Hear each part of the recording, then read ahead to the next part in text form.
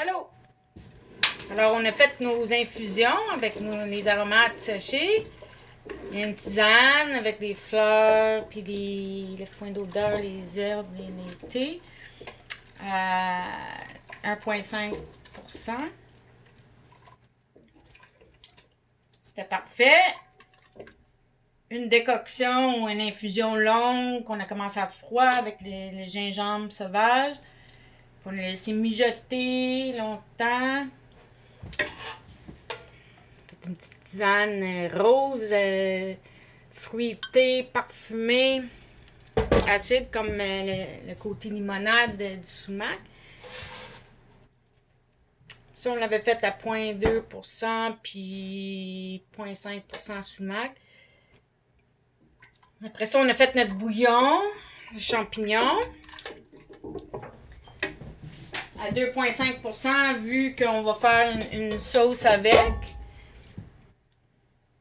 Après les avoir hydratés et décantés. Une étape décantée, ça c'est juste si on a peur qu'il y ait de la saleté. Mais avec nos champignons à nous, on les travaille proprement, c'est pas le cas. Fait qu'on peut utiliser Là, moi, je veux faire une sauce. Fait que je les laisse tout ensemble. Je vais mettre des oignons, du vin. Introduire mon bouillon de champignons avec les champignons. Laisser ça mijoter. Finir au beurre. Délicieuse sauce aux champignons. Très goûteuse à 2,5%. Si ça avait été pour mettre dans une soupe, j'aurais utilisé moins de champignons ou je ferais une plus grosse batch de soupe. Ou on peut encore, une fois que les champignons sont tendres, on peut les utiliser séparément dans une omelette ou dans une farce ou dans une recette, puis utiliser le bouillon autrement. Avec infusion salée, bouillon, soupe, sauce. Puis ici, notre crème glacée. On a fait infuser le thé des bois à 1,5% à froid. On a amené ça au chaud. On a laissé ça côté infuser une demi-heure au moins. On peut même mijoter. Puis après ça, j'ai fouetté mes jaunes d'œufs avec du sucre. J'ai mis ça dedans. Puis là, on est en train de cuire l'appareil jusqu'à 82 degrés. Quand que ça nappe, on est quasiment là. On commence à voir de la vapeur, les bulles ils disparaissent. On peut mettre un thermomètre, faire ça dans un bain-marie aussi.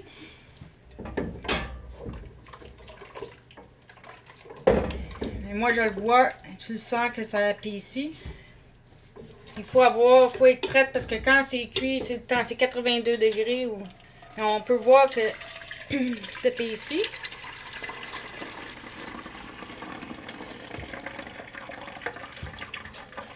Puis tu vois, ça commençait juste à peine dans le fond. Fait qu'on a sorti juste après. Fait qu'ici, je le passe parce que si je veux faire une recette, ben j'enlève le thé du Labrador. Je veux dire le thé des bois. Puis aussi, juste au cas qu'il y ait des petits motons d'œufs cuits. Il n'y en a pas vraiment, mais on pourrait, si c'était pour faire une crème glacée, notre crème anglaise au thé des bois, on pourrait aussi laisser le thé des bois dedans toute une nuit parce qu'il faut que ça soit froid avant de mettre ça dans la sorbetière. Mais là aussi, avec cette base-là, ça peut être une fois refroidi une sauce. Ça peut être, si on avait mis un peu de fécule, une crème pâtissière pour les éclairs, pour plein de recettes. Ou aussi, avec une crème anglaise comme ça, une autre petite recette facile. On met la crème anglaise sur du chocolat. Puis ça fait un pudding au chocolat. Si on en mettait... Ça peut être... on aurait pu mettre de la gélatine, de panna cotta. C'est vraiment comme Puis ça fait sortir les arômes, comme j'ai dit. Fait que là, on laisse ça juste reposer.